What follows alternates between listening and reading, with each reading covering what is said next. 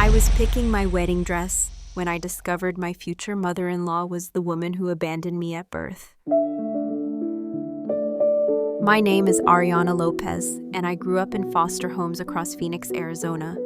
Some homes were loving, some were cold, all of them were temporary.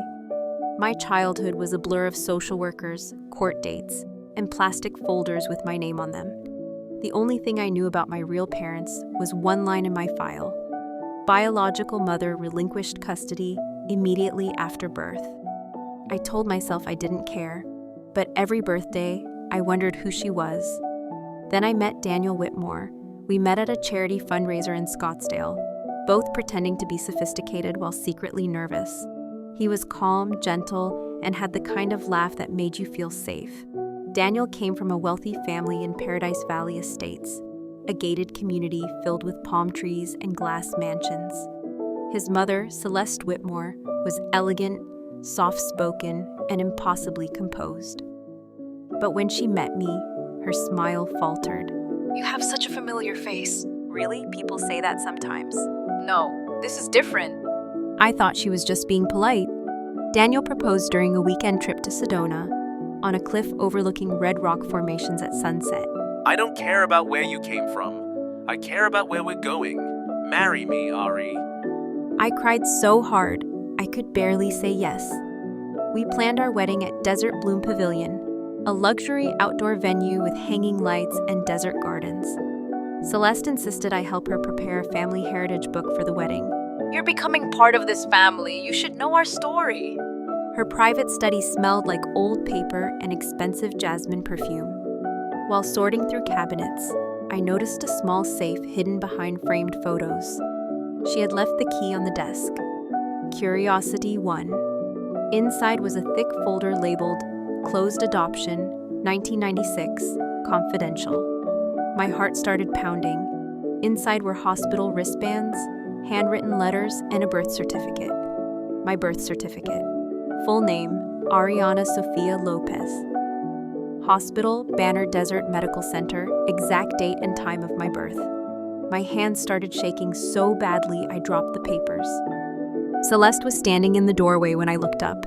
I was hoping you wouldn't find that like this. Why do you have my birth records? She walked in slowly and sat down on the edge of the desk, like she had lost all strength. Because I am your biological mother. The words didn't feel real. No, that's not possible. I was 17. My parents were powerful, strict, obsessed with reputation. They forced me to give you up. They said a baby would ruin everything. She stared at the documents with tears in her eyes. I rebuilt my life. I married. I became successful. And I had Daniel. I thought you were gone forever.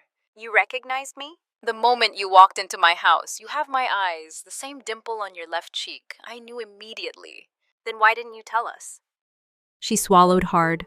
Because I was terrified of losing Daniel, terrified of losing everything I built. I thought if I stayed silent, Destiny would stay silent too. She watched us fall in love.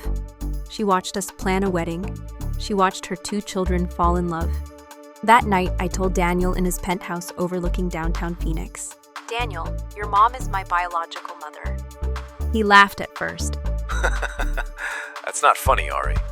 I placed the documents on the table. He read them once, then again, then again. So, you're my sister? He sat down slowly, staring at the floor. She watched me propose to you. He called Celeste on speaker. Did you know? Silence. Yes. Daniel's voice broke. You let me fall in love with my own sister.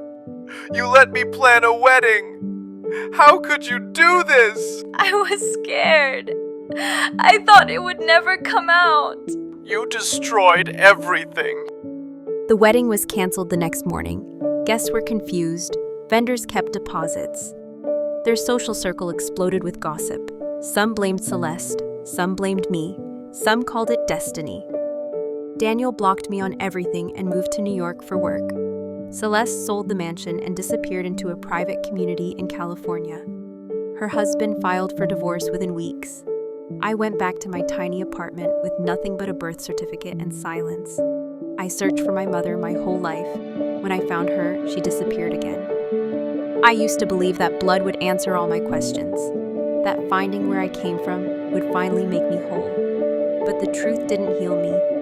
It erased the future I dreamed of. Love became forbidden, family became strangers, and destiny didn't give me a home.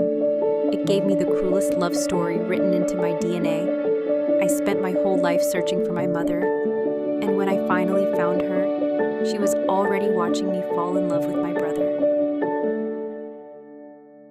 Thank you for listening to my story.